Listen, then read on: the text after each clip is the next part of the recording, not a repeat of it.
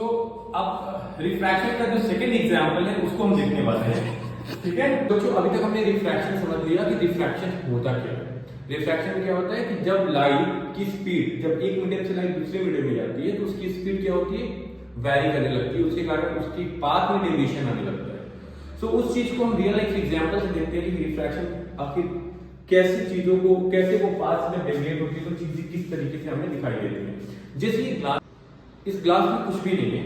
सो अब अगर हम इस पेंसिल को इसमें डालते हैं, सो ध्यान से अगर आप देखोगे, जूम करके यहाँ पे दिखाना आप इसको कि यहाँ पे ग्लास जो ये पेंसिल है ना, पेंसिल के लेंथ में कोई भी किसी भी तरीके का कोई बेंडिंग नहीं है।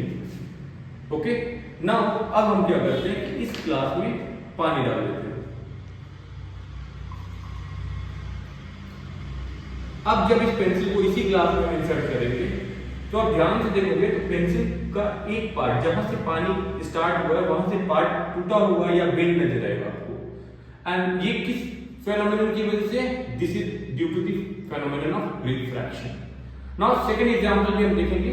सो पहला एग्जांपल तो हमने देख लिया। अब दूसरे एग्जांपल में मानस आपको क्या करना है कि इसमें मैंने एक पेबल डाल रखा है, ऑरेंज पेबल है।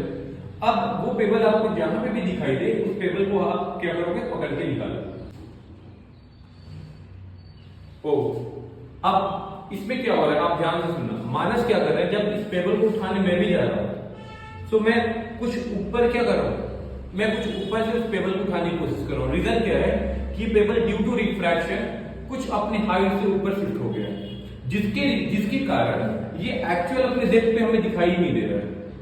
ठीक है, तो ये क्यों हो रहा है, ये रीजन क्या है इसके पीछे? तो इसके पीछे भी रीजन है रिफ्रैक्शन का। अभी मैं आपको बताऊंगा कि कैसे वो जो हाइट शिफ्ट हो रही है ना पेबल की, वो क्यों हो रही है।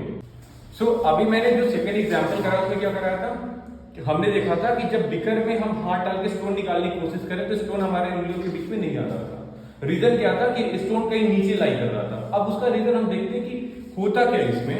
सो जैसे कि ये इस बिकर में क्या है, पानी, यहाँ पे हमने ऑब्जेक्ट रख दिया, एक रे हमने नॉर्मल के साथ इंसिडेंट करा दिया, तो यहाँ पे जीरो इंसिडेंट एंगल बना, तो जीरो रिफ्रैक्शन एंगल बना के रे बाहर निकल गई। दूसरी रे कुछ ऑब्लिकली क्या हुई, इस सरफेस पे स्ट्राइक करे, तो वो क्या करेगी, अब ये आपका डेंसर मीडियम है, ये आपका रेयर मीडियम है, तो यहाँ पे रेज ऑफ लाइट नॉर्मल से थोड़ा सा शिफ्ट होके अवे फ्रॉम नॉर्मल चले गए। अब ऑब्जर्वर यहाँ से कहीं से देख रहा है, अब उसके लिए ये रेस को जब वो आगे प्रोड्यूस करता है तो वो रे कहीं ना कहीं यहाँ आके मिलती है।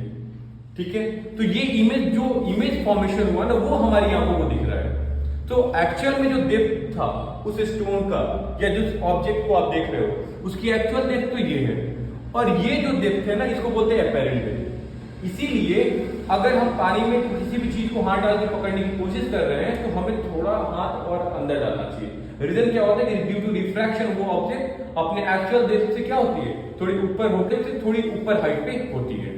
Got my point?